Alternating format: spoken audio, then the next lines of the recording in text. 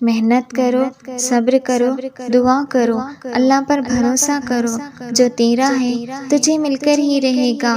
کچھ تو بہتر لکھا ہے میرے اللہ نے، جو ہر بار دل صبر کرنے پر مجبور ہو جاتا ہے۔ تم کرو صبر، امید سے یقین تک آنے کا یہی ایک ذریعہ ہے۔ تم کرو صبر کہ الجھی زندگی سلجھانے کا یہی ایک ذریعہ ہے۔ لیکن اللہ پاک نے ہمیں ایک چیز دی ہے، اور وہ ہے اس پر کامل یقین، جو کر کے ہم صبر کر سکتے ہیں۔ اور پتہ ہے اگر ہمیں اس پہ ملنے والے اجر کا پتہ چل جائے تو ہمارے لیے صبر کرنا اتنا مشکل نہ ہو۔ اور پتہ ہے صبر کرنا اتنا مشکل کیوں ہے؟ کیونکہ ہمیں اس پر ملنے والے اجر کا پتہ نہیں ہوتا۔ وہ تمہارا صبر رائگاں نہیں جانے دے گا، وہ تمہیں اتنا دے گا کہ تم سے سنبھالا نہیں جائے گا۔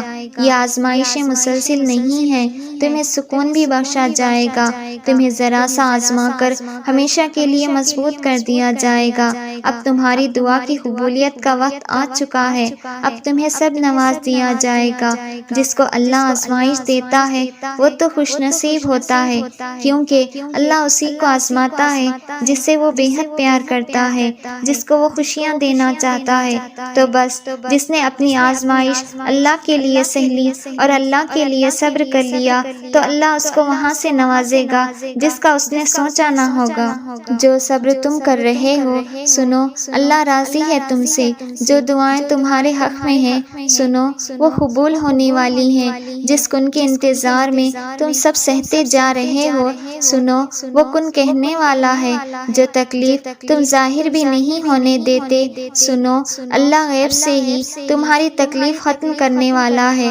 جو آنسو تم اللہ کے سامنے بہاتے ہو سنو، وہ ایک ایک آنسو کا صلہ تمہیں دینے والا ہے۔ یہ جو یقین اللہ پر ہے نا تمہارا سنو، وہ اس یقین سے بھی زیادہ نوازنے والا ہے۔ تمہارا رب کی طرف آنا، اس سے محبت خاص کرنا سنو، وہ پورا جہاں تمہیں دینے والا ہے۔ اللہ کے لیے تمہارے غموں کو خوشیوں میں بدلنا کوئی مشکل تو نہیں، اللہ کے لیے تمہارے صبر کا صلہ دینا کوئی مشکل ہے کیا؟ میرا اللہ معجزہ کرتا ہے اور زندگی بدل جاتی ہے۔ سوچو وہ تمہارے لیے بھی معجزہ کر سکتا ہے۔ تم مایوس ہو، واقعی تم مایوس ہو۔ ارے اللہ کہہ رہا ہے مجھ سے مانگ کر تو دیکھو، میں نے نہ دیا تو کہنا، تم صبر کر کے تو دیکھو، اللہ تمہارے لیے کیسے معجزات سامنے لاتا جائے گا۔ اللہ چاہتا ہے تم اس سے بات کیا کرو، اس سے بات کر کے تو دیکھو، وہ رب تمہاری روح کو سکون دیتا جائے گا۔ پھر ایک دن ایسا آئے گا جب اللہ تمہارے اٹھے ہوئے ہاتھوں کی لاج رکھ کر کن فرما دے گا۔ جب زمین تمہیں تنگ لگے تو آسمان کی طرف دیکھنا، نم آنکھوں سے مسکرانا اور کہنا اچھا تو ایسے راضی ہے، میں بھی ایسے راضی ہوں۔ جتنا تم نے اللہ سے مانگ لیا ہے نا، اس کے بعد تو اب خود کن بھی اللہ سے تمہاری سفارش کرے گا۔ جتنا تم صبر کر چکے ہو نا، اس کے بعد تو اب ناممکن سے بھی ممکن کا راستہ نکلے گا۔ جتنا یقین تم نے کیا ہے نا اللہ پہ، اس کے بعد تو اب تمہارے لیے اللہ اپنی مدد کا دروازہ عرش سے کھولے گا۔ جتنی آزمائشوں کی راتیں کاٹ لی ہیں نا تم نے، اس کے بعد تو اب تمہارے لیے قبولیت کا لازماً معجزہ ہوگا۔ جتنی تڑپ کے ساتھ گڑ گڑا کر سجدے کیے ہیں نا تم نے، اس کے بعد تو اب تمہارا لکھا ہوا مقدر موڑ کر تمہیں راضی کیا جائے گا۔ اور کیا پتہ اللہ کو تمہارا صبر پسند آ جائے اور تمہاری مانگی ہوئی ہر دعا پہ کن کہہ دے۔ صرف جانماز وہ جگہ ہے جہاں رو لو تو سامنے والا تماشا نہیں بناتا۔ جب تم کسی چیز کو چھوڑ دیتے ہو تو وہ مرجھا جاتی ہے، لیکن جب تم قرآن کو چھوڑ دیتے ہو تو تم خود مرجھا جاتے ہو۔